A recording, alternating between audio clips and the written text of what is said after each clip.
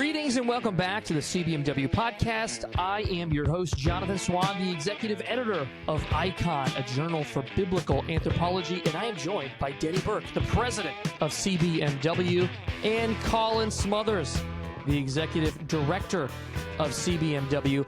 We just want to wish a happy Holy Week to our small C Catholic friends and a happy Monday to all of our Puritan friends, covering all of our bases. So today, we want to talk about two bills that are the subject of some controversy here, HB 25-1309, HB 25-1312. Colin, can you get us started with just an overview of what these bills are seeking to achieve?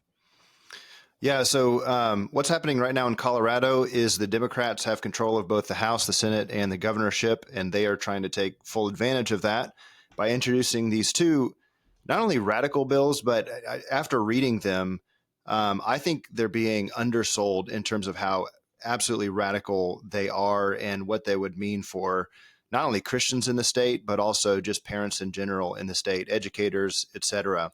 The first bill, that one you mentioned, HB 1309, expands the definition of what is so-called medically necessary care for transgenderism.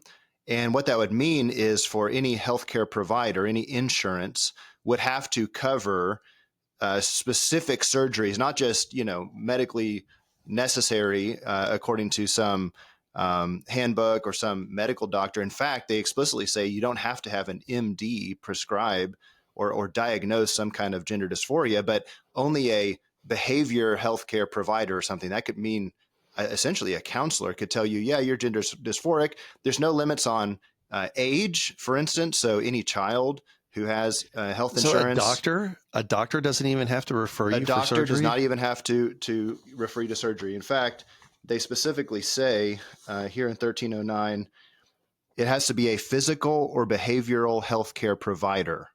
So wow, it's unbelievable. And then they go and delineate what is medically necessary. So this legislature is taking the place of the medical doctors. Of course, I don't think the medical doctors have been that great in this arena to begin with. I mean, there's some of the ones that have been pushing this stuff. But listen to the things that they're saying that a health insurance provider has to provide if somebody's behavioral healthcare provider or healthcare specialist tells you you are gender dysphoric, you need surgery.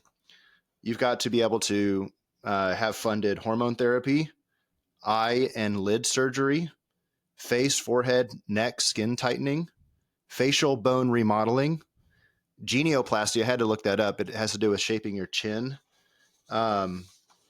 lip lift or augmentation, mandibular angle augmentation. So you want a sharper jawline because you're trying to look more like a man, rhinoplasty, etc. And then, of course, genital and non-genital surgical procedures.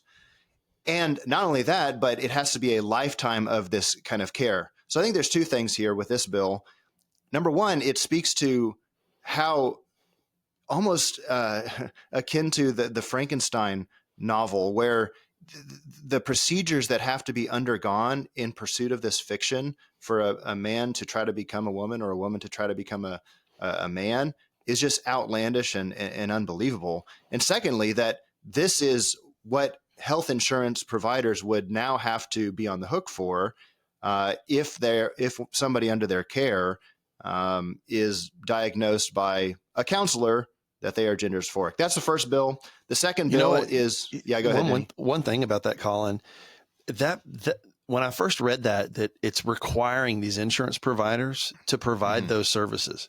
Now think about this.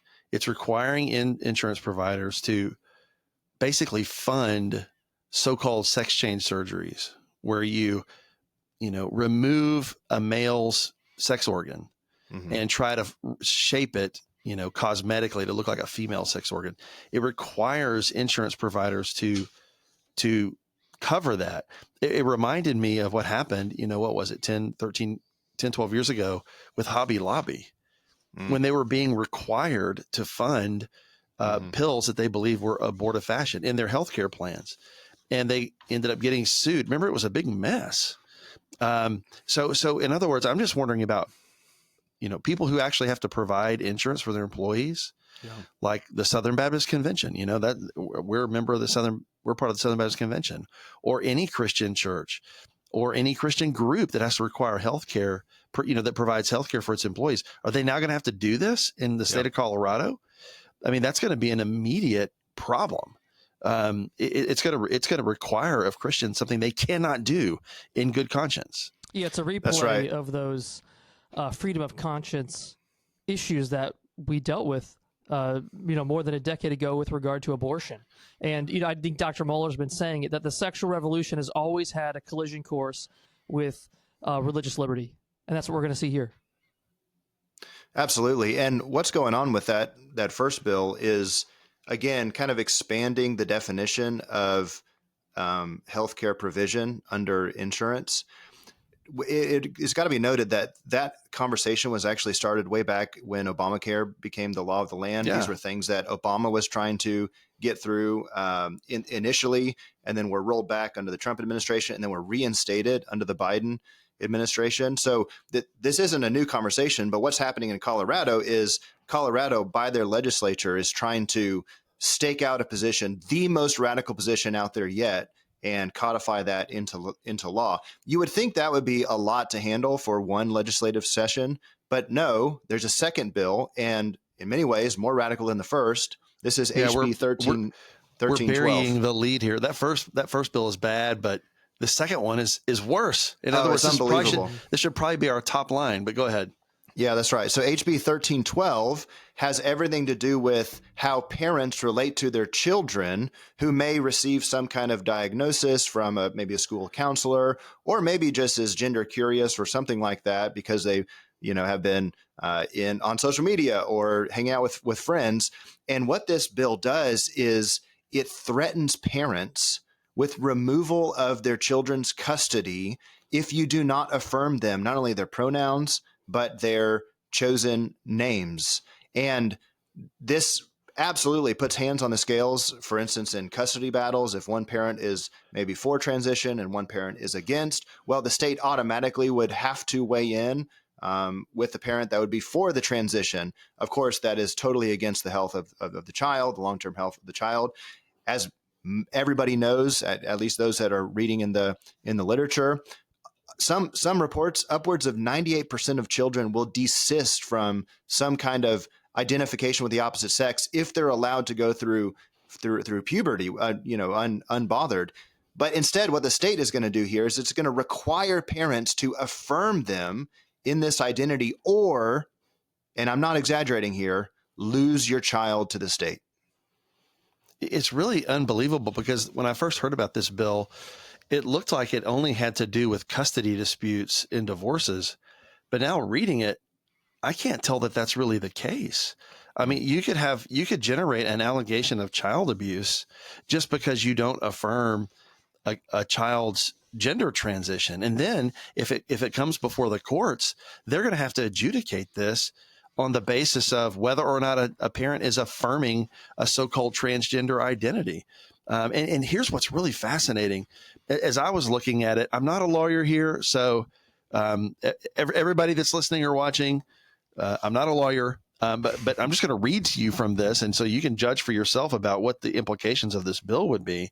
But it says here that if you are exercising coercive control over your child, it will threaten your ability to retain custody of your child. Now, listen to what they include under coercive control. Coercive control, I'm reading now, means a pattern of threatening, humiliating, or intimidating actions, including assaults or other abuse that is used to harm, punish, or frighten an individual. Okay, so threatening, humiliating, or intimidating actions, which includes assaults or abuse, trying to harm, punish, or frighten an individual. Now, obviously, we're all against assaults and abuse. We don't want to be, involved in any kind of assault or abuse, but it doesn't just say only that. It says threatening or humiliating or intimidating actions that are used to harm, punish, or frighten an individual. I'm pretty sure most kids would interpret the parents' discipline as sometimes threatening and humiliating, and maybe even intimidating, intended to punish them or discipline them. And in other words, the language is so broad here. You're not only excluding what all of us would exclude, any kind of abuse or an assault, but it sounds like normal, loving discipline would be excluded by this if a child viewed it as humiliating, and newsflash, how many children are, perpetually humiliated by their parents?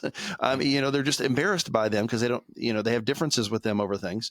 So, I just don't, I know that this is, the wording is so broad here, but so anyway, maybe I'm wrong about that. Maybe it doesn't go beyond these cases, but it certainly is zeroing in on children who are having a difference with their parents over so-called gender identity concerns.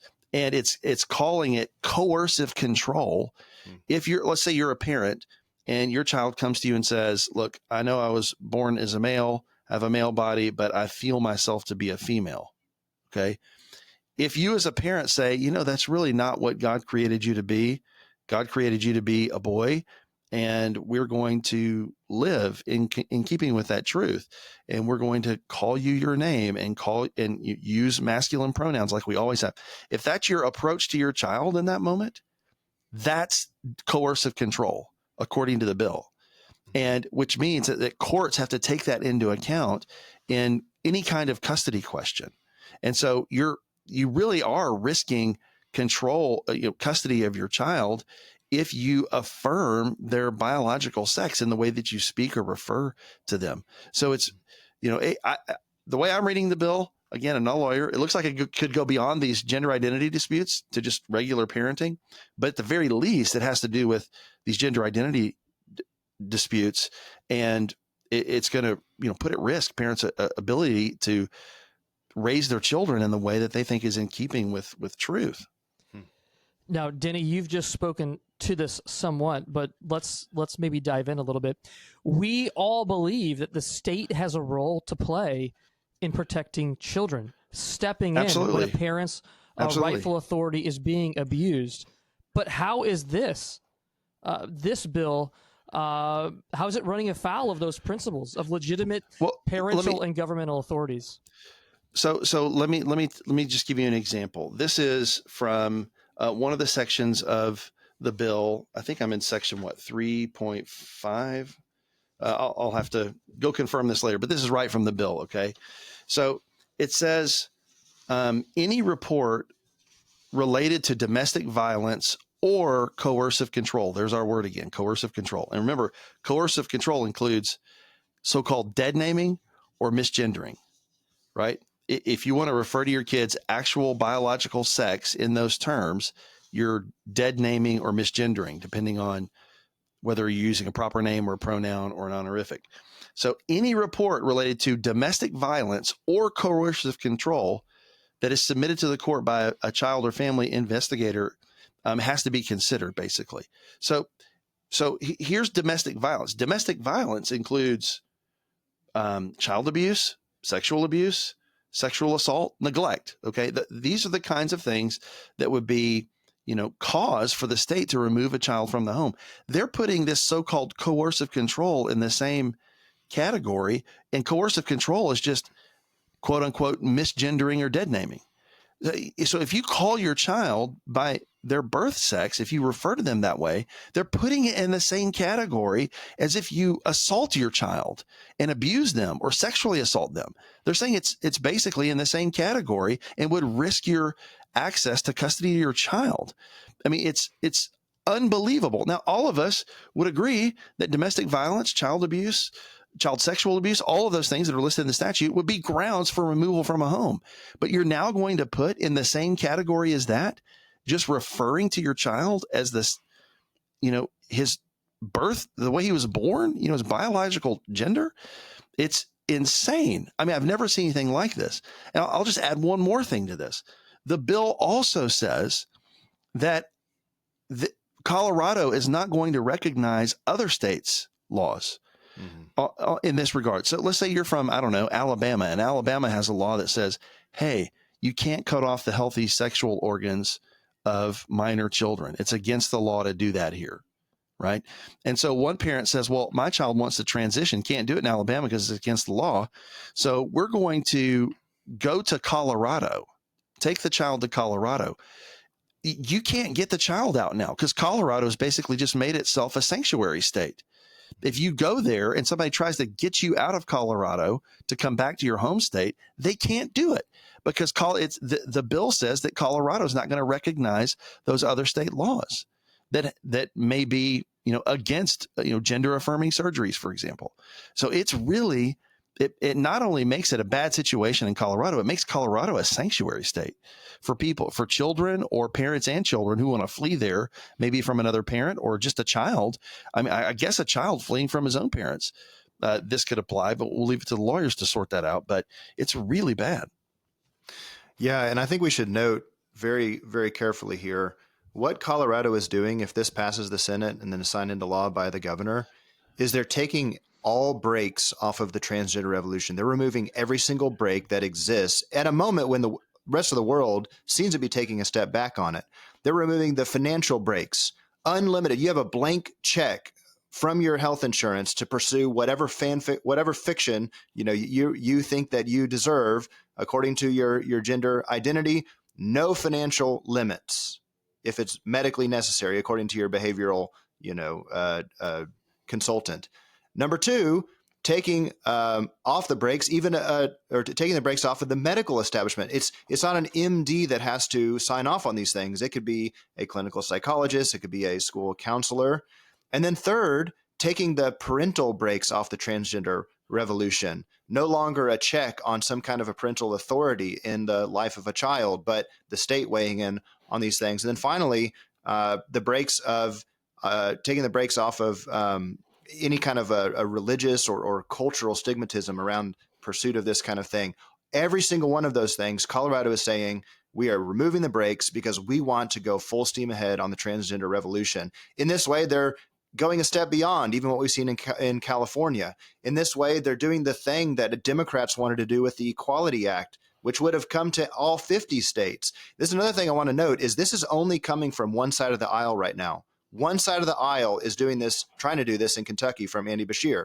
One side of the aisle is trying to do this in Colorado. One side of the aisle is trying to do it from California. One side of the aisle tried to push this nationally, federally in the Equality Act. This is wrong, and it should be opposed by people of goodwill everywhere. Yeah, and I'll just say this from a Christian perspective. If you're a Christian parent and your child is expressing some form of gender confusion to you, it is your moral duty to point your child towards the truth. Mm-hmm. You are supposed to tell them that their body is not lying to them. Their body is telling them God's truth about who he designed them to be, either as a male or a female. It is your moral duty to tell them that and to train them up in a way that they would believe that and embrace that. And even if there's some sort of problem going on with the child's thinking because of influences from the outside, or maybe he's just deeply conflicted for reasons that you can't understand, that's still your moral duty to point them towards the truth and towards what will bless them and cause them to flourish, not to point them to suppress what is true about themselves. That's your moral duty. In Colorado, the state is saying it's against the law for you to carry out your moral duty under God in raising your children. Mm-hmm. That's what's at stake here. So you would have a duty to defy the state if this were to pass, which means you're going to have to make a choice. Would you want to stay in that place and risk it coming to that, or are you going to leave that? I don't know what else parents would do. Nobody's anticipating this to happen, with their child, or hoping it wouldn't happen. But what are you going to do if you're in Colorado and you have a moral duty to do something that the law is about to prohibit you from doing? Well, you can't go along with the law when it contradicts God's law. If the human law contradicts God's law, guess what? God's law trumps. And we have to be like the apostles who, when they were told to stop preaching the gospel, they said, we must obey God rather than men. And so these kinds of laws are going to require civil disobedience of faithful Christians. And so people who are saying that, you shouldn't be so concerned about politics, or you shouldn't speak into these things, these policies are set to make you not able to obey God anymore in what your moral duties are before him. And that's why we have to talk about it. And that's why we care so much about it. And it's why I hope there'll be enough steam behind opposition to this to overturn this and to stop it. One thing I will note, churches are mobilizing in Colorado. There have been some petitions. There's been some letters that are going out. So look this up. Join the effort if you're in Colorado. You can sign petitions that are going around right now. Focus on the Family, headquartered in Colorado Springs, Colorado. Glenn Stanton wrote a wonderful piece at World Opinions, ringing the alarm bells here. So it's not too late. This is only in the Senate right now. Join the effort, make your voice heard, and we can really make a difference. And if this law does pass, we do owe it to our children and the next generations and faithfulness to God to resist this wicked bill. Until next time, you can find out more about the ministry of CBMW at cbmw.org.